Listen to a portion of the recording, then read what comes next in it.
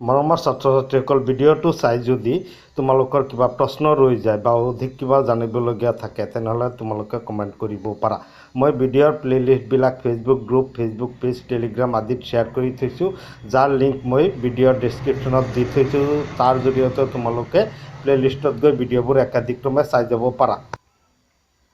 এতিয়া আমি আলোচনা কৰিবলৈ আগবাঢ়িছোঁ 2018 চনত অহা অধ্যায় 6 প্ৰশ্ন নং 5 আৰু প্ৰশ্ন নং 34। এই দুটা প্ৰশ্ন HLC ফাইনেল এক্সামত আহিছিল অধ্যায় 6ৰ পৰা। এতিয়া আমি প্ৰশ্ন দুটা আলোচনা কৰিবলৈ আগবাঢ়িছোঁ। আমাৰ সন্মুখত আছে প্ৰশ্ন নং 5, যিটো অপশ্যনেল প্ৰশ্ন, মাৰ্ক আছে 1। যি প্ৰক্ৰিয়াৰ দ্বাৰা এটা চপুহী জীৱৰ কাৰ্বন আৰু শক্তিৰ প্ৰয়োজনীয়তা পূৰ্ণ কৰা হয় তাক কি? কাৰ্বন আৰু শক্তি, হয়নে? শক্তি ব্যৱহাৰ কৰি কাৰ্বনৰ পৰা কি হয়? আহাৰ প্ৰস্তুত হয়, হয়নে নহয়? যি প্ৰক্ৰিয়াৰ দ্বাৰা এটা চপুহী জীৱই কি কৰে? শক্তিৰ প্ৰয়োজনীয়তা পূৰ্ণ কৰা হয় তাক কি বুলি কোৱা হয়? সালোক সংশ্লেষণ। বাষ্পমোচন স্থানান্তৰণ দীপ্তি, ইয়াত এ নম্বৰটো শুদ্ধ উত্তৰ, সালোক সংশ্লেষণ। এই কথাটো আমি জানোই, মানে কাৰ্বন ডাই অক্সাইড, পানী আৰু পত্ৰসৰিতে ধৰি ৰখা সৌৰশক্তিৰ বিনিময় সহায়ত আহাৰ প্ৰস্তুত কৰা আৰু প্ৰক্ৰিয়াটোক সালোক সংশ্লেষণ বুলি কোৱা হয়। আমাৰ এই আনচাৰটো হ'ব কি? সালোক সংশ্লেষণ। এতিয়া আমাৰ সন্মুখত আছে প্ৰশ্ন নং 34, যিটো তোমালোকৰ কিতাপৰ 110-111 পৃষ্ঠাৰ পৰা এটা মেকিং প্ৰশ্ন আহিছে। এই প্ৰশ্নটোত মাৰ্ক আছে 5। তোমালোকে এইটো কিতাপৰ 110-111 পৃষ্ঠাত চাবা, তাত আনচাৰটো পাই যাবা।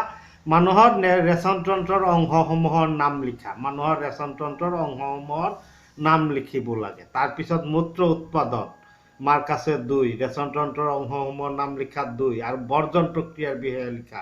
বৰ্জনৰ ক্ষেত্ৰত আছে 1, মুঠ মাৰ্ক 5। মানুহৰ ৰেচন তন্ত্ৰৰ অংশসমূহ: এযোৰ বৃক্ক, এযোৰ মূত্ৰথলী, এটা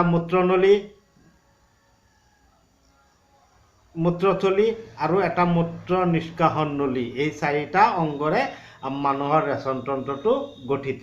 এতিয়া মূত্ৰ কেনেকৈ উৎপাদন? বৃক্কত অসংখ্য পাতল বেৰৰ ৰক্ত জালিকা লগ লাগি কাপ সদৃশ নলিকা গঠন হয়। প্ৰতিটো বৃক্কত থকা এনে নলিকাৰ এককক নেফ্ৰন বোলে। এই নেফ্ৰন বোলে প্ৰাথমিক অৱস্থাত প্ৰচুৰ পৰিমাণে গ্লুক'জ, এমিনো এচিড, লৱণ আৰু পানী চেকি লয়। দেহত কিমান পৰিমাণৰ পানী আৰু অন্যান্য পদাৰ্থ তেজত দ্ৰৱীভূত হৈ আছে সেই অনুসৰি এই পদাৰ্থবিলাক অধিশোষণ কৰি লয়।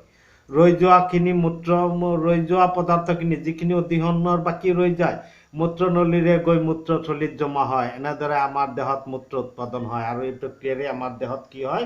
মূত্ৰ উৎপাদন হয়। এতিয়া তাৰ বৰ্জন প্ৰক্ৰিয়া: মূত্ৰনলী পেশীযুক্ত আৰু স্নায়ুৰ দ্বাৰা নিয়ন্ত্ৰিত। মূত্ৰথলীৰ চাপৰ ফলত মূত্ৰ নিষ্কাশন নলীয়েদি মূত্ৰ বাহিৰ ওলাই আহে আৰু এনেদৰে আমাৰ মূত্ৰ নিষ্কাশন বা আমাৰ শৰীৰৰ পৰা মূত্ৰ ওলাই যায়। এই প্ৰশ্নটো তোমালোকে এনেদৰে সমাধান আগবঢ়ালেই ইয়াৰ পৰা সম্পূৰ্ণ 5 মাৰ্কছ তোমালোকে পাই যাবা।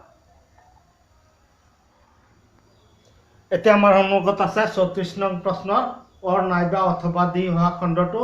এই প্ৰশ্নটো তোমালোকৰ কিতাপৰ 110 পৃষ্ঠাৰ প্ৰশ্নৱলীৰ 3 নং প্ৰশ্ন, উচ্চ খাপৰ উদ্ভিদৰ পৰিবহণ তন্ত্ৰৰ অংগসমূহ কি কি? আৰু 4 নং প্ৰশ্ন, উদ্ভিদ দেহত পানী আৰু খনিজ লৱণ কেনেদৰে পৰিবহণ হয়? পিছৰ খণ্ডটো উদ্ভিদ দেহত পানী আৰু খনিজ লৱণ পৰিবহণত বাষ্পমোচন প্ৰক্ৰিয়াৰ ভূমিকা লিখা। 1+2+2। এই লাষ্ট খণ্ডটো তোমালোকৰ মেকিং প্ৰশ্ন আহিছে, যিটো তোমালোকৰ কিতাপৰ 109 পেজত কাৰ্যকলাপ 6.8ৰ তলৰ দুটা পেৰাগ্ৰাফ, এই দুটা পেৰাগ্ৰাফত এই আনচাৰখিনি আছে। এতিয়া এই প্ৰশ্নটোৰ আনচাৰ আমি এনেদৰে আগবঢ়ালেই হ'ল। উচ্চ মাপৰ উদ্ভিদৰ পৰিবহণ তন্ত্ৰৰ অংগসমূহ হ'ল জাইলাম আৰু ফ্লয়েম। তাৰপিছত উদ্ভিদ দেহত পানী আৰু খনিজ লৱণ কেনেদৰে পৰিবহণ হয়? উদ্ভিদ দেহত পানী আৰু খনিজ লৱণ জাইলেমৰ মাজেৰে পৰিবহণ হয়। মাটি স্পৰ্শ কৰি থকা শিপাৰ কোষবিলাকে সক্ৰিয়ভাৱে আয়নবিলাক গ্ৰহণ কৰি থাকে। ইয়ে শিপা আৰু মাটিৰ মাজত আয়নৰ গাঢ়তাৰ তাৰতম্যৰ সৃষ্টি কৰে। এই তাৰতম্য দূৰীকৰণৰ বাবে শিপাই মাটিৰ পৰা পানী শোষণ কৰে।